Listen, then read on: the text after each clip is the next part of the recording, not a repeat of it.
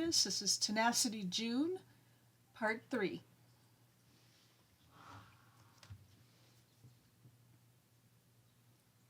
Tenacity woke before much time had passed.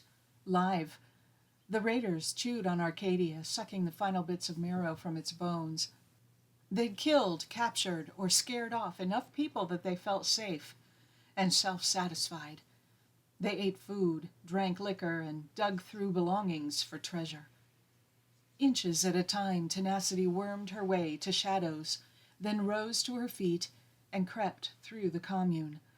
No time for fear or pain. Had to find hope, save hope, whatever it took. Tenacity almost made it to the perimeter when a drunken raider came out the smoke and grabbed her. He put his face close to hers and brandished a knife. His breath blew warm and putrid against her mouth. Tenacity reacted instinctually. She blocked the weapon and slammed her forehead into his nose. The raider never saw it coming. He collapsed without a sound. Tenacity took his knife and pierced his heart. Arcadia left the surrounding wilderness untamed. The giant pines, brambles, and undergrowth hid the commune from its enemies. For years, it worked. Once she had forest cover, Tenacity moved more boldly. The raiders took their prisoners away from Arcadia to where their bosses waited. Tenacity searched for their meet place. The distant echo of voices came from all round. She stopped to listen, but they were elusive. She turned and turned. The voices rebounded off tree trunks, distorted.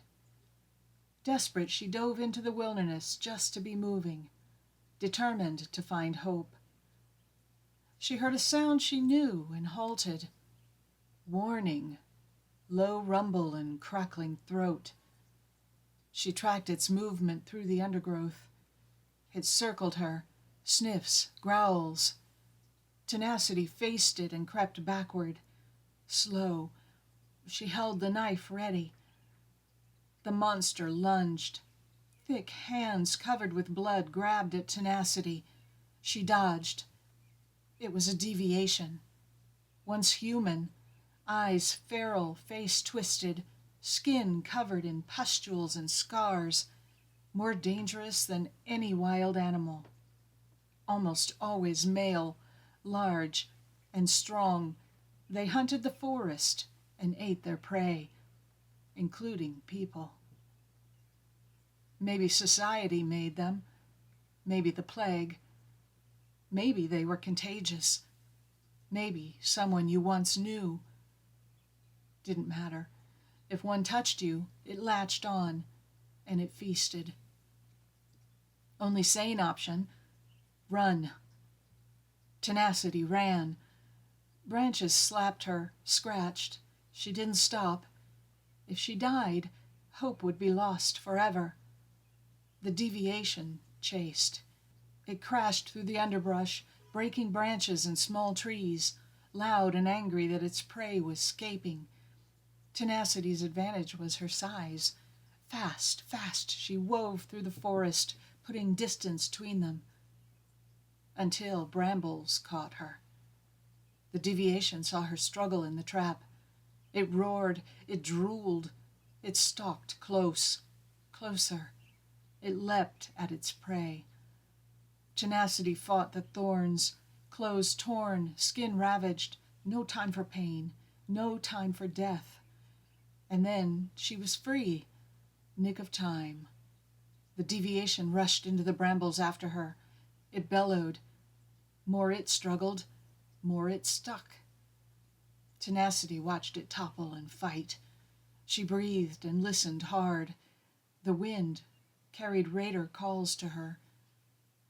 Close enough, the voices came near. Tenacity followed the voices. Before long, she caught sight. Most raiders had delivered their prisoners and returned to Arcadia for drunken revelry. A different danger showed. A uniformed squad of society guardians surrounded 2 transport copters marked with New Jerusalem logos. They loaded Arcadians like cattle, prodded them, if they dragged their feet. Tenacity knew all the prisoners. The guardians took only women, girls, and boys too young to fight. Society had no use for rebellious males. Too expensive to rehabilitate untamed men. Too risky. Raiders killed the men they caught. Frantic and focused, Tenacity scanned the lines for hope. Longer she didn't see her daughter, more her breath quickened. Then Tenacity spotted her. The child walked in line, barely visible among other children, alone and hugging herself. The guardians herded her.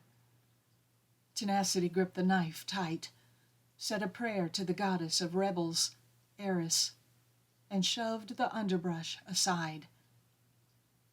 Before her next step, a heavy hand landed on her shoulder, gripped and halted her forward momentum. It tried to lock her in place. Inhaling sharply, she swung, leading with her elbow. That's the end of part 3. I hope you enjoyed it, and thank you for listening.